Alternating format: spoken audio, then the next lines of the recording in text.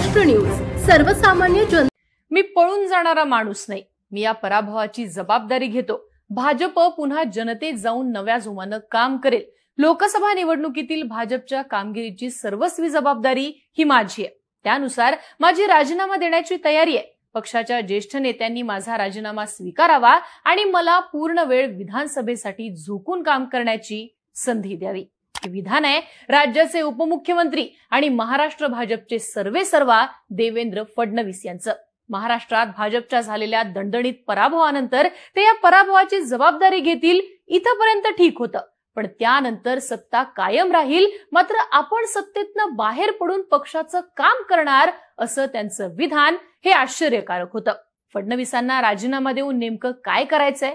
फडणवीसांचं राजकारण संपलेलं आहे की हे फडणवीसांचं वर्जन 3.0 असेल? त्यांनी केलेल्या राजीनाम्याच्या विधानात नेमके कोणते राजकीय अर्थ आहेत हे समजून घेण्यासाठी आपल्याला फडणवीसांच्या राजकारणाचे पहिली 2 वर्जन जी आहेत ती समजून घ्यायला पाहिजेत।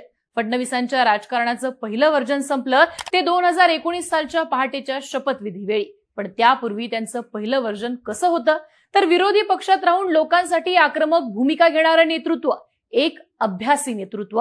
या आधारावरतीच फडणवीस धक्कादायकपणे महाराष्ट्राचे 14ला मुख्यमंत्री झाले। खडसेंसारख्या ज्येष्ठ नेतृत्वाला फडणवीसांच्या नेतृत्वामध्ये काम करावं लागलं। अर्थात 2014 ते 19 ही फडणवीसांची राजकीय कारकीर्द अभ्यासू सर्वसमावेशक नेतृत्व दाखवणारी होती। या काळात म्हणजे मुख्यमंत्री पदाच्या काळात देवेंद्र फडणवीसांनी समृद्धी महामार्गासारखे मेगा प्रोजेक्ट्स आणले। जलयुक्त शिवार सारख्या ग्रामीण महाराष्ट्राला आवश्यक ठरतील अशा योजना आणल्या। फडणवीसांच्या या राजकारणात दुस्वास कमी आणि नव्याने काहीतरी करून दाखवण्याची धमक जास्त होती। पण हे सगळं राजकारण मुख्यमंत्री पदाच्या शेवटच्या काही काळात मात्र बदलायला लागलं। फडणवीसांची पहिली भाषणं शांत आणि संयमित असायची, पण 2016-17 नंतरच्या काळात त्यांच्या भाषणाची शैली सुद्धा बदलली। अधिक आक्रमक आणि अधिक आवाज वाढवून फडणवीस बोलायला लागले। सत्तेच्या असुरक्षिततेत फडणवीसांनी कर्तृत्ववान माणसांपेक्षा विश्वासू माणसं हेरायला सुरुवात केली।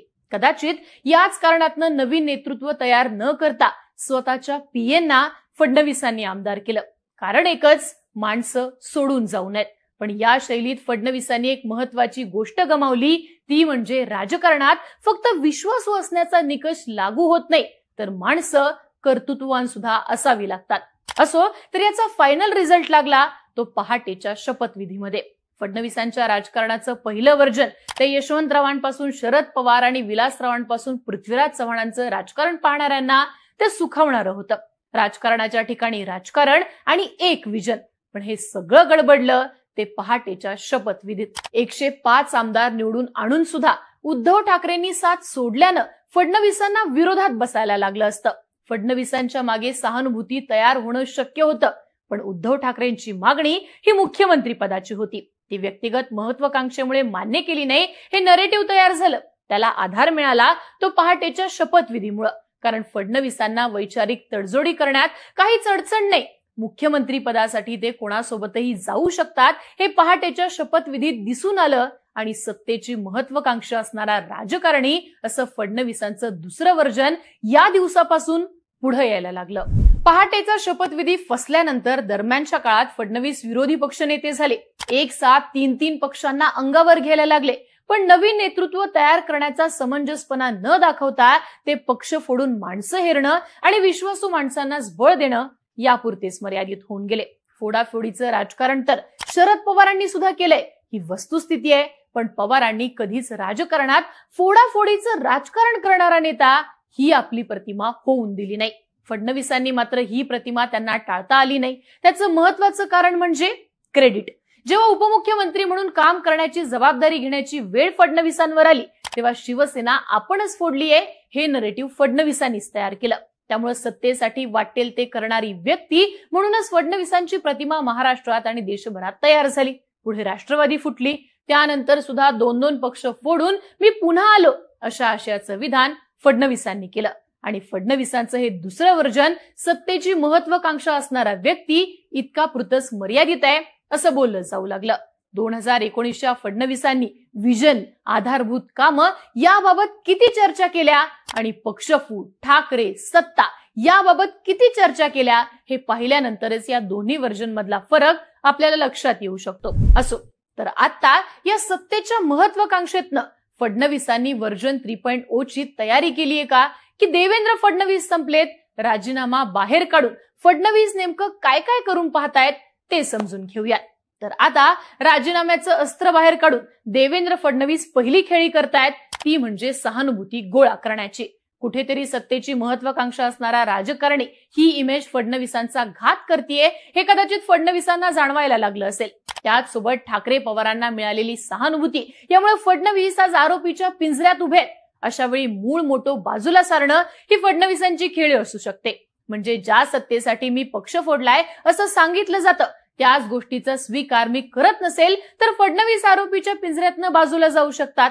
यातनं देवेंद्र फडणवीस किमान ऍक्सेप्टन्स मिळवण्याचा प्रयत्न करतायत असं आपल्याला म्हणता येईल. सत्तेतनं बाजूला झाले तर फडणवीसांना सगळ्यात महत्वाची गोष्ट हीच सांगता येईल की मी सत्ता मिळावीच यासाठी काम करत नाही. सगळ्यात जास्त आमदार निवडून आणणारा व्यक्ती पदाची अपेक्षा ठेवत नाही असं नेरेटिव्ह सेट करण्यात फडणवीसांना जर यश आलं तरच फडणवीसांच्या मागे सुद्धा सहानुभूती तयार होऊ शकते. ती तयार करण्याचा प्रयत्न म्हणूनच फडणवीसांच्या राजीनाम्याच्या अस्त्राकडे सध्या पाहिलं जाऊ शकतं. पण त्याचा नेमका किती फायदा होणार हे आपल्याला आगामी काळात लक्षात येईलच. आता राजीनाम्याचं अस्त्र बाहेर काढून देवेंद्र फडणवीस दुसरी खेळी करतायत, ती म्हणजे सत्ताधारी म्हणून होणारा राग ट्रान्सफर करणं. मराठा आरक्षणाच्या विषयात फडणवीस विलन झाले. हे राजकीय खेळी फडणवीसांच्या मागे ओबीसी वोट बँक बांधणारी न ठरता त्यांना राजकारणात अस्पृश्य ठरवण्यापर्यंत गेली. अर्थात आपण असं बोलतोय त्याचं कारण म्हणजे फडणवीसांना बीडमध्ये जाऊन भाषणं करता आली नाहीत. एखाद्या भागामध्ये आपण येऊ नये, नाहीतर लोकांच्या किंवा एखाद्या समाजाच्या विरोधाचं कारण ठरू शकतो. ही खेळी फडणवीसांना राजकारणात परवडणारी नाहीये. महाराष्ट्रातल्या मुख्यधारेतल्या मराठा समाजातनं वजाबाकी होणं ही कोणत्याच प्रकारची बेरीज ठरू शकत नाही. खरं तर राज्याचे मुख्यमंत्री आहेत एकनाथ शिंदे, पण याच शिंदेंनी मराठा आरक्षणाची धग असणाऱ्या संभाजीनगरमधनं आपली जागा निवडून आणली. पण त्याच वेळी भाजपचे अनेक उमेदवार हे मराठा आरक्षणाच्या विषयावरनं पडलेत.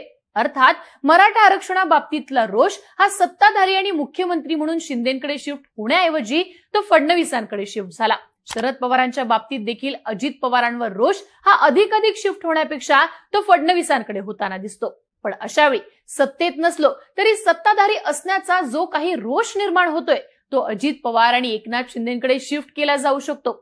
आता हा रोष ट्रान्सफर करण्याची खेळीच देवेंद्र फडणवीस राजीनामा अस्त्र बाहेर काढून खेळतायत असं आपल्याला म्हणता येतं. राजीनाम्याचं अस्त्र बाहेर काढून देवेंद्र फडणवीस खेळत असणारी तिसरी खेळी आहे ती म्हणजे विक्टिम कार्ड टाकण्याची. सुरुवातीला आपण बोललो त्याप्रमाणे देवेंद्र फडणवीस हे सध्या आरोपीच्या पिंजऱ्यात आहेत. अशा वेळी खरा अन्याय हा आपल्यावरतीच झालाय हे नरेटिव्ह बिल्ड करणं फडणवीसांच्या राजकारणाची गरज असणार आहे. ही खेळी ते सत्तेतनं बाहेर जाऊनच खेळू शकतात. जोपर्यंत फडणवीसांसोबत सत्ता आहे तोपर्यंत फडणवीसांवर अन्याय झालाय हे नरेटिव्ह सेट होऊ शकत नाही. उद्या फडणवीस बाहेर पडलेच तर सगळ्यात पहिली गोष्ट होऊ शकते ती म्हणजे भाजप समर्थक हे अजित पवार आणि एकनाथ शिंदेच्या विरोधात आक्रमक होत फडणवीसांच्या सोबत अधिक ताकदीनं उभा राहू शकतात. भाजपचे जे मूळ वोटर आहेत त्यांच्यापर्यंत पोहोचायचं असेल तर विक्टिम कार्ड खेळण्याची खेळी फडणवीसांना खेळावीच लागतीये. आता या सगळ्यातनं फडणवीसांना नेमकं काय करायचंय तर आपल्या राजकीय कारकिर्दीचं तिसरं व्हर्जन सुरू करायचंय. एक प्रकारे फडणवीसांना आणि भाजपला रिजेक्ट करण्याचं धोरण जे महाराष्ट्राच्या राजकारणात झाले त्यातनं बाहेर पडण्यासाठीच फडणवीसांनी राजीनाम्याचं अस्त्र हे बाहेर काढणं गरजेचं ठरतं आणि फडणवीसांनी तोच डाव खेळलेला दिसतोय. तुम्हाला काय वाटतं? फडणवीसांचं हे राजीनामा अस्त्र खरंच त्यांना आगामी काळात फायद्याचं ठरेल का की हा डाव सुद्धा त्यांच्यावरती बुमरँग होईल? माझा महाराष्ट्र न्यूज नेटवर्कच्या नवनवीन अपडेट पाहण्यासाठी चॅनलला लाईक करून सबस्क्राईब करा व बेल आयकॉनला टच करण्यास विसरू नका.